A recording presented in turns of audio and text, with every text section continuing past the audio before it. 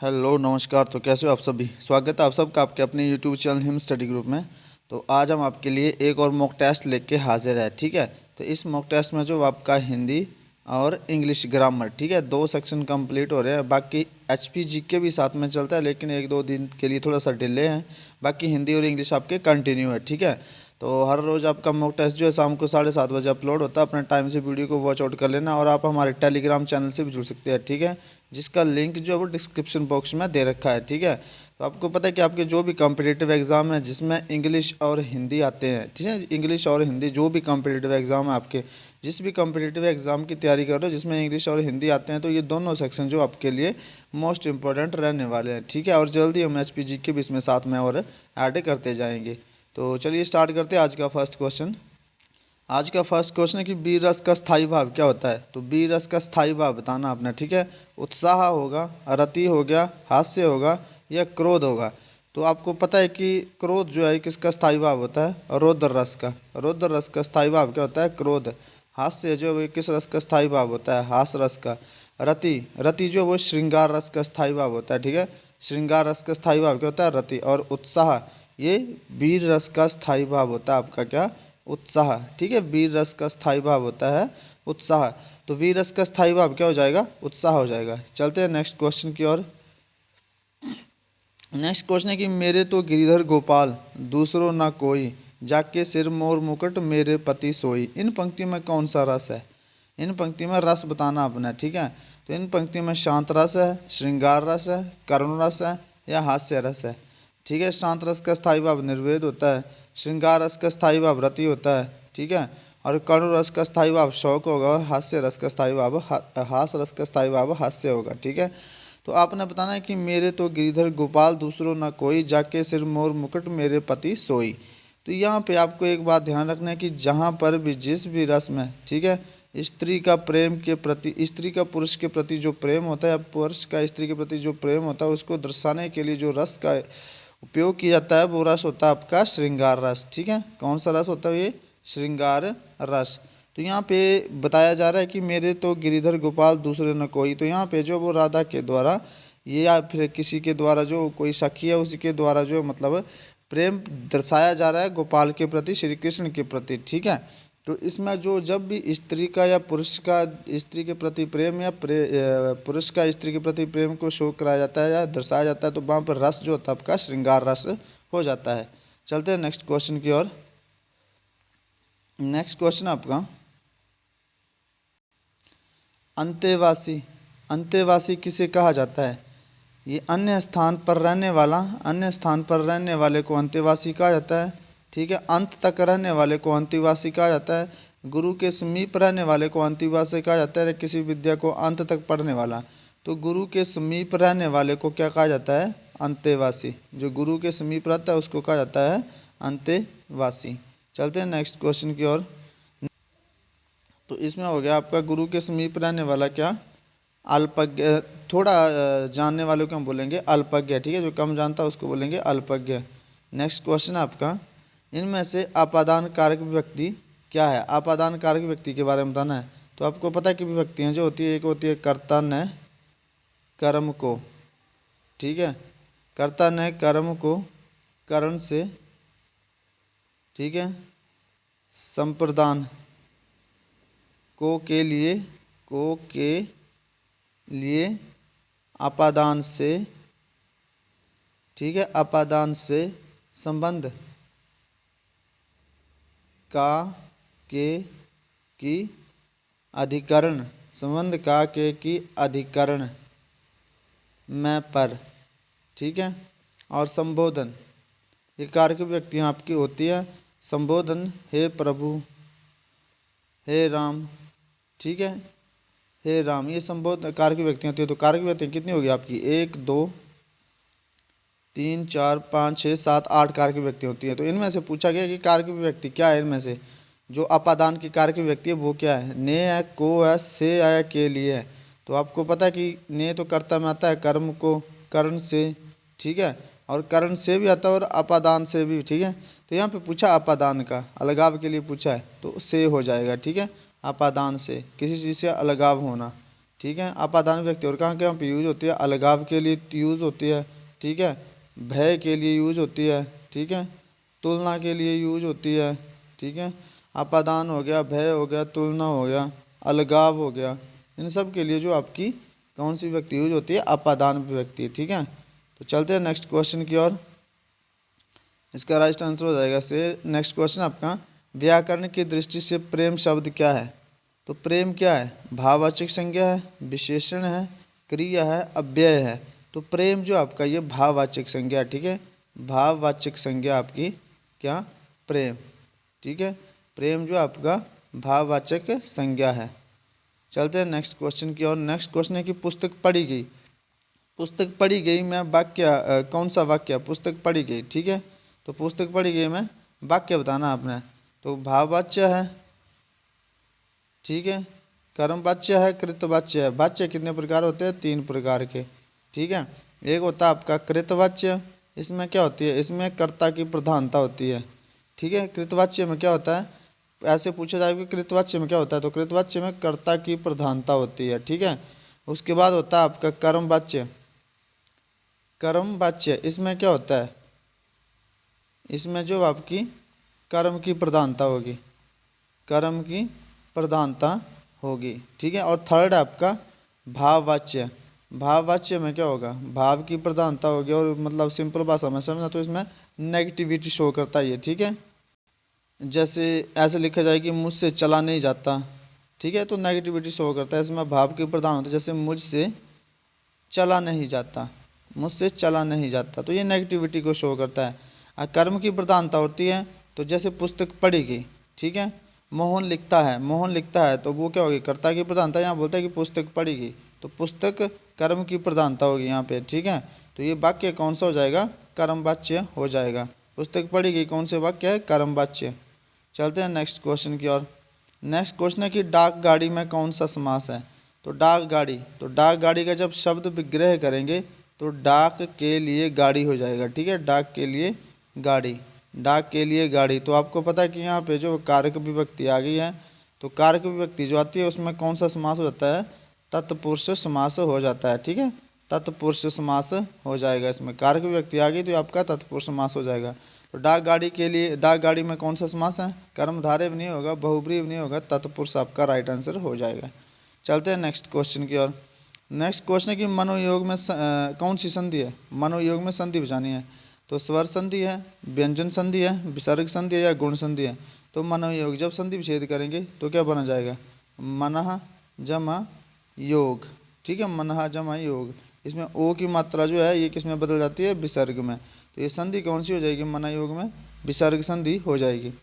कौन सी संधि हो जाएगी मनोयोग में? विसर्ग संधि। चलते हैं नेक्स्ट क्वेश्चन की ओर। नेक्स्ट क्वेश्चन है कि श वर्ण का उच्चारण स्थान बताना आपने। तो श वर्ण, श वर्ण आता है किसमें? सबसे पहले तो आपको पता है कि ये हो गया आपका श हो गया, ठीक है, शलगम वाला, फिर स हो गया, फिर षटकोण वाला श हो गया, और फिर हो गया ह हो गया। ये सारे क्या है? आपके ऊष्म वर्ण है, ठीक है, ऊष्म वर्ण है। लेकिन यहाँ पूछा क्या है? श वर्ण का उच्चारण स्थान पूछा है, ठीक है। श वर्ण का उच्चारण स्थान पूछा है। तो आपको पता है कि श, ये षटकोण वाला श वर्ण है, इसका उच्चारण स्थान क्या होता है? इसका उच्चारण स्थान मूर्धन्य होता है, ठीक है। तो इसका उच्चारण स्थान क्या होता है? मूर्धन्य होता है। जैसे मैं आपको बताता हूँ, ये ट हो गया, ठ हो गया, ठीक है, ट हो गया, ठ हो गया, ड हो गया, ढ हो गया, अण हो गया, ये भी मूर्धन्य है। इससे आगे री आ गया, ठीक है, और षटकोण वाला श आ गया, ये भी किस में आता है? ये भी दोनों मूर्धन्य में आते हैं, ठीक है। और श शलगम वाला ये आता है आपका तालव्य में। श शलगम वाला किस में आएगा? आपका तालव्य में आएगा। ह ये आएगा आपका कंठ्य में, ह आएगा आपका कंठ्य में, और स ये आपका दंत्य में आता है, ठीक है। तो यहाँ पे पूछा गया कि श वर्ण का उच्चारण स्थान क्या है? तो श वर्ण का उच्चारण स्थान आपको यहाँ पे लग गया पता, षटकोण वाला श है तो ये हो जाएगा मूर्धन्य, ठीक है। और शलगम वाला हो गया तो हो जाएगा आपका तालव्य। और तालव्य में और क्या क्या आते हैं? च हो गया, छ हो गया, ज हो गया, झ हो गया, अण्य हो गया, ठीक है, फिर छोटी ई हो गया, बड़ी ई हो गया, य हो गया, और आपका शलगम वाला श हो गया। ये किस में आता है? आपका तालब्य में आते हैं सारे, ठीक है, तालब्य में ये सारे आपके तालब्य में आएंगे। चलते हैं नेक्स्ट क्वेश्चन की ओर। नेक्स्ट क्वेश्चन आपका इंग्लिश का सेशन है। तो फर्स्ट क्वेश्चन है गोल्ड, गोल्ड नहीं है गोल्ड है, ठीक है, गोल्ड इज प्रेसियस मेटल, ठीक है। तो गोल्ड एक धातु जो वो एक कीमती धातु है, गोल्ड सोना जो है कीमती धातु है। तो क्या आर्टिकल भर जाएगा यहाँ पे, द ए भर जाएगा, एन भर जाएगा, द भर जाएगा, नो आर्टिकल।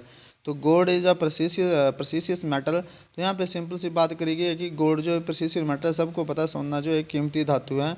तो जब जनरल सेंस में इसकी बात करते हैं तो इसमें जो यूज होता है नो आर्टिकल यूज होता है, ठीक है। लेकिन जब पर्टिकुलर सेंस में इसकी बात करेंगे तो आर्टिकल द का यूज़ करेंगे। जैसे पर्टिकुलर सेंस में कैसे, यहाँ सबको पता है कि गोल्ड जो है वो प्रेसियस मेटल है, ठीक है। लेकिन जब ऐसा बोला जाए the gold of Sri Lanka, the gold of Sri Lanka, ठीक है, the gold of Sri Lanka is cheaper than the gold in India.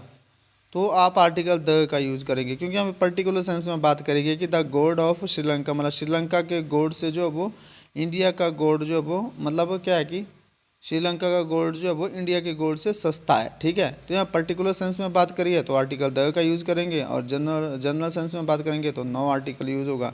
Simple सी बात करिए, गोल्ड इज प्रेसियस मेटल, सबको पता है गोल्ड एक कीमती धातु है। लेकिन जब आपकी पर्टिकुलर सेंस में बात करी जाएगी the gold of Sri Lanka is cheaper than gold in India, मतलब श्रीलंका का जो गोल्ड है वो इंडिया के गोल्ड से सस्ता है, तो आप आर्टिकल द का यूज़ करेंगे, ठीक है। तो ये ध्यान रखना है। चलते हैं नेक्स्ट क्वेश्चन की ओर। नेक्स्ट क्वेश्चन आपका honesty is the best policy, ठीक है। तो यहाँ पे क्या भर जाएगा, द भर जाएगा, ए भर जाएगा, एन भर जाएगा या आर्टिकल। तो honesty is the best policy, no article आएगा यहाँ पे, ठीक है। नो आर्टिकल, जो कहावतें होती है आपके उनके आगे जो मतलब कोई आर्टिकल यूज़ नहीं होता है। चलते हैं नेक्स्ट क्वेश्चन की ओर। नेक्स्ट क्वेश्चन है कि हु इन्वेंटेड टेलीविज़न। तो आपको ध्यान रखना है कि जो अभी आपकी इन्वेंशन होगी है, ठीक है, इन्वेंशन होगी, ठीक है, और इंस्ट्रूमेंट हो गए, इन्वेंशन और इंस्ट्रूमेंट, इनसे पहले आर्टिकल द का यूज़ किया जाता है, ठीक है। तो हु इन्वेंटेड द टेलीविज़न, ठीक है। चलते हैं नेक्स्ट क्वेश्चन की ओर। नेक्स्ट क्वेश्चन आपका Kalidas is the Shakespeare of India. क्या भरा जाएगा, ए भरा जाएगा, एन, द या नो आर्टिकल। तो यहाँ पे जो आपका नो आर्टिकल यूज़ होगा, ठीक है, नो आर्टिकल, नो आर्टिकल जो आपका यूज़ होगा, ठीक है। वो क्यों, क्योंकि जब भी दो प्रॉपर नाउन की तुलना की जाती है, एक प्रॉपर नाउन हो गया आपका कालिदास, दूसरा प्रॉपर नाउन हो गया आपका शेक्सपियर, ठीक है। तो जब दो प्रॉपर नाउन की तुलना करी जाती है तो जिस प्रॉपर नाउन से तुलना करी जाती है, शेक्सपियर हो गया ना, शेक्सपियर से तुलना की जा रही है, तो उस प्रॉपर नाउन से पहले आर्टिकल द का यूज़ किया जाता है। लेकिन जिसकी तुलना करी जाती है, तुलना किसकी करी जा रही है, कालिदास की करी जा रही है, तो जिसकी तुलना करी जाती है उससे पहले नो आर्टिकल यूज़ होता है, ठीक है। जैसे यहाँ पे कालिदास की तुलना करी जा रही है शेक्सपियर से, तो यहाँ पे होता है अगर तो आपको आर्टिकल द का यूज़ करना पड़ना था, लेकिन यहाँ पे पहले से ऑलरेडी आर्टिकल द दे रखा है, तो आप कालिदास से पहले नो आर्टिकल यूज़ करेंगे, ठीक है। Kalidas is the Shakespeare of India, simple सी बात है कि कालिदास की तुलना जो वो शेक्सपियर से करी जा रही है, और शेक्सपियर जो वो कालिदास से ज़्यादा फेमस है, ठीक है। तो ज़्यादा सिंपल सी बात है, ऐसे भी याद रख सकते हैं आप कि अगर ज़्यादा फेमस चीज़ों से पहले आप आर्टिकल द का यूज़ करते हैं कंपैरिजन की तुलना में, और जो कम फेमस होगी उससे पहले नो आर्टिकल, ठीक है। या फिर दो प्रॉपर नाउन से पहले जब दो प्रॉपर नाउन का कंपैरिजन किया जा रहा हो, तो जो प्रॉपर नाउन जिस प्रॉपर नाउन का कंपैरिजन किया जा रहा है, ठीक है, जिस प्रॉपर नाउन का कंपैरिजन किया जा रहा है, ध्यान रखना है, जिस प्रॉपर नाउन का कंपैरिजन किया जा रहा है, किसका कंपैरिजन किया जा रहा है, कालिदास का, किससे, शेक्सपियर से। तो शेक्सपियर जो ज़्यादा फेमस है तो उससे पहले आर्टिकल द, जो कम फेमस है उससे पहले नो आर्टिकल। चलते हैं नेक्स्ट क्वेश्चन की ओर। नेक्स्ट क्वेश्चन है आपका this is the book dash I was looking for, ठीक है। तो बुक के बारे में बात हो रही है, तो आपको पता है होम और दोज तो आएंगे नहीं, होम और दोज आएंगे नहीं, आएंगे बिच और हु। और हु यूज किया जाता है पर्सन के लिए, ठीक है, होम बिच यूज किया जाता है थिंग्स के लिए, ठीक है। तो this is the book which I was looking for, तो ये दो काम कर रहा है यहाँ पे, एक तो आपका रिलेटिव प्रोनाउन का, ठीक है, रिलेट करने का, और सेकंड कर रहा है आपका कंजंक्शन का। अब देखो दिस इज़ द बुक, ये बुक है, विच आई वाज लुकिंग फॉर, बिच ये क्या सब्जेक्ट बन गया, बिच क्या है बुक की है, ठीक है, और सेकंड क्या काम कर रहा है, कंजंक्शन का काम कर रहा है, ठीक है। तो this is the book which I was looking for, जिसे मैं ढूंढ रहा हूँ। चलते हैं नेक्स्ट क्वेश्चन की ओर। Rohan comes dash a noble family. तो यहाँ पे अगर किसी जगह से आ रहा हो तो फ्रॉम का यूज करते हैं, ठीक है। किसी प्लेस से आ रहा हो तो फ्रॉम का यूज करते हैं, या किसी रॉयल फैमिली या नोबल फैमिली से आ रहा हो, ठीक है, नोबल फैमिली या किसी रॉयल फैमिली से आ रहा हो तो ऑफ का यूज करते हैं। Rohan comes of a noble family. चलते हैं नेक्स्ट क्वेश्चन की ओर।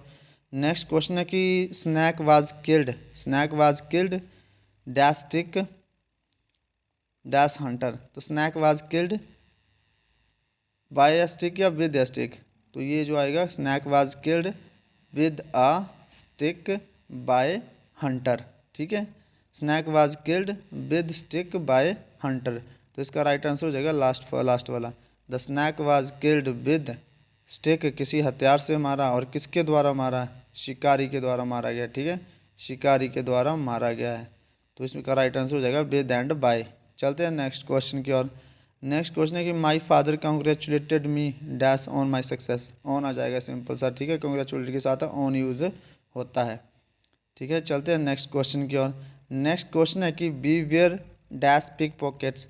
तो बीवियर का मतलब क्या होता है, सावधान रहना। बीवियर का मतलब क्या होता है, सावधान रहना। तो बीवियर के साथ क्या यूज़ करते हैं आप, बीवियर ऑफ, ठीक है, बीवियर ऑफ। इसके साथ बीवियर हो जाता है, बीवियर हो जाता है सतर्क रहना, और इसका मतलब बीवियर ऑफ जो इसके साथ है फिक्स प्रपोजिशन यूज़ होती है। बीवियर ऑफ पिक पॉकेट्स, हमें जेब कतरों से सावधान रहना चाहिए। बीवियर ऑफ डॉग्स, हमें कुत्तों से सावधान रहना चाहिए, ठीक है। तो चलते हैं नेक्स्ट क्वेश्चन की ओर। नेक्स्ट क्वेश्चन आपका कि please look dash black board. तो क्या भरा जाएगा, इनटू। लुक इनटू भी यूज़ होता है, ठीक है, लुक इनटू भी होता है, लुक फॉर भी होता है, और लुक एट भी होता है। तो यहाँ पे क्या भरा जाएगा, तो लुक इनटू तो होता है, आपको पता है कि छानबीन करना, ठीक है। लुक इन का मतलब क्या होता है, छानबीन करना। लुक फॉर होता है ढूंढना, ठीक है, लुक फॉर होता है ढूंढना, और लुक एट होता है सिंपल कहीं पर देखना। तो यहाँ पे क्या बोल रहे हैं, please look at the black board. Simple सा बोल रहा है कि ब्लैक बोर्ड की तरफ देखो। तो यहाँ पे एट आ जाएगा, ठीक है, क्योंकि छानबीन की बात हो नहीं रही या ढूंढने की कोई बात हो नहीं रही, तो लुक एट का यहाँ पे यूज़ हो जाएगा, ठीक है। तो ये था आपका आज का सेशन। आई होप आपको सेशन पसंद आया होगा, ठीक है। अगर आपको लगता है कि वीडियो इन्फॉर्मेटिव है तो आपने वीडियो को ज़्यादा से ज़्यादा शेयर करना, और चैनल को जो सब्सक्राइब कर लेना, ठीक है। तो मिलते हैं नेक्स्ट वीडियो में, तब तक के लिए जय हिंद जय भारत।